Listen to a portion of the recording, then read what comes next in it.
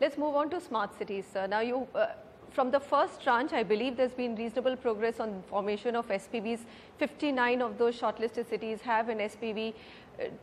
There've been about 2,000 crore rupees worth projects which have been sanctioned, and you're saying that about 30,000 crores of projects will get sanctioned by the second anniversary, which is about 25th June. 30,000 crore projects have been already planned. States have come with plans. And as far as the smart city is concerned, let me make one thing very clear. The Prime Minister told me, you don't decide what should be a smart city, how a city should look like. Right. You leave it to the city to plan for themselves. The leadership of the city, the mayor, the corporators, and the commissioner, they should sit together and have public consultation and then prepare the plan. You want to go for retrofitting, you want redevelopment, or you want a green field city. It is left to the cities, one. And what is their capacity? What I am trying to tell the people is that I am giving 500 crores. 500 crores may be a big amount. At the same time, going by the requirement is not a big amount. And the state and urban local body can match equally. That also is not sufficient. So 1,000 crore rupees is a big amount when you go for PPP model, public-private partnership. So the investors are looking to invest. Investors will invest provided if they get confidence, they will get back their money. So I am trying to sensitize the cities to go for credit rating. Right. I'm happy more than 500 cities across the country have already done credit rating. Right. States are competing with each other. Credit worthiness. What is your revenue? What is the share of your employees? What is your expenditure? What is your performance on the waterfront? Drinking water, sanitation, solid waste management, transport and all. Seeing this, investors are coming forward. Whichever city does better, they are getting more people to invest. And whichever city has fallen back, they have to pick up. So now, Prime Minister, because of his guidance, there is now a new urban renaissance in the country. Be it smart city, be it Amrut, be it housing for all, be it Swachh Bharat. There is a sort of a awareness among the people that they should develop civic infrastructure. They should improve their revenues. They should show better performance. I can also share with you, combining smart city and also Amrut. Recently, I have taken a new initiative. That is 20% of the money I kept separately.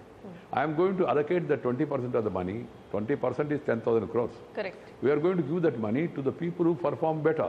So incentivize them. Yes, incentivizing for the performance. That also is catching up.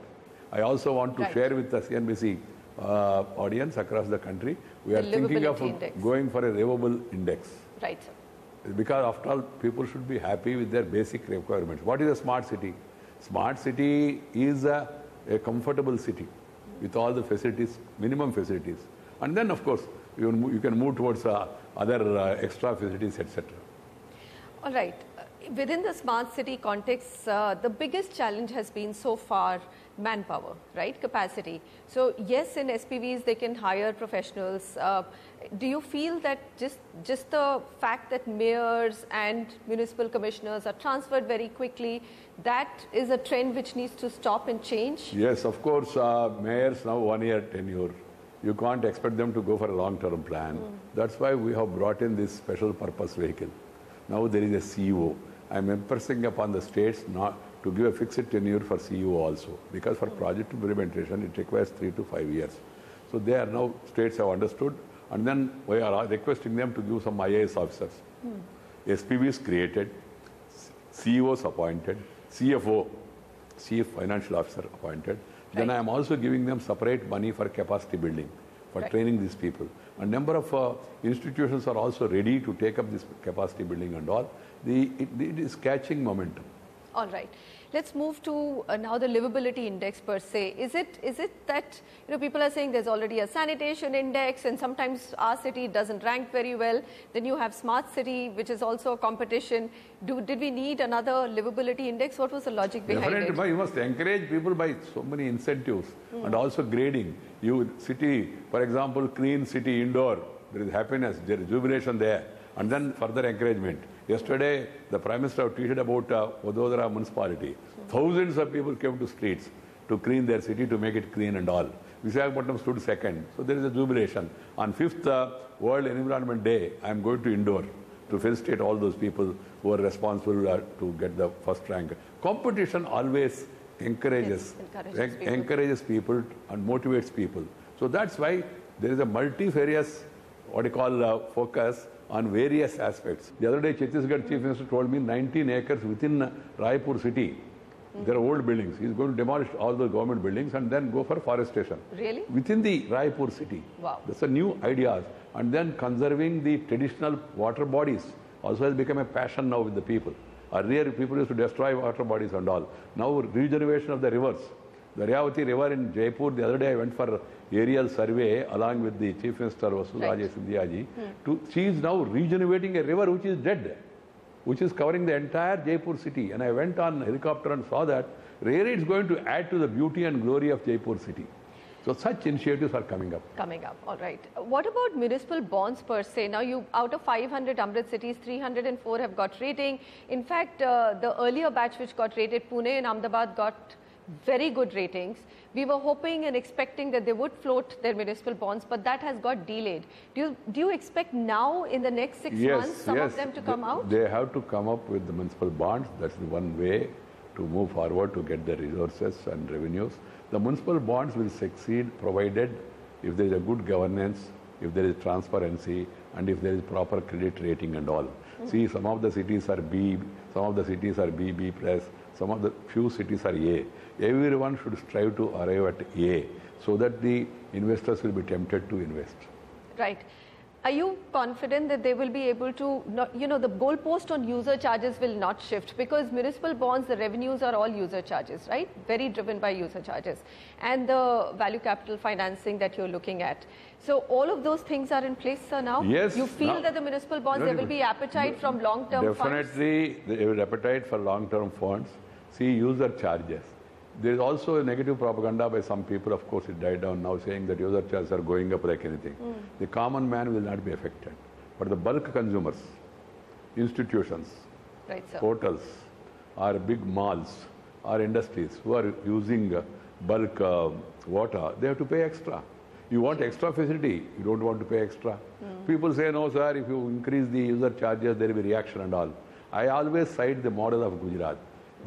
There is a passion for free power across the country among the politicians. Free power means, I say, first low power, then no power. No power is free power only. See, Narendra Modi ji, and he was Chief Minister of Gujarat, he has not given free power, but he has won 3 elections. Why? Assured power, quality power, 24/7 power. This is the model. You provide them required water, required sanitation, required transportation. People are willing to pay. People will be willing to pay. That has been the experience. Then you must also come out with the TOD. You must also come out with land monetization, like what Surat have done, like what other cities are planning. You must also go for GIS.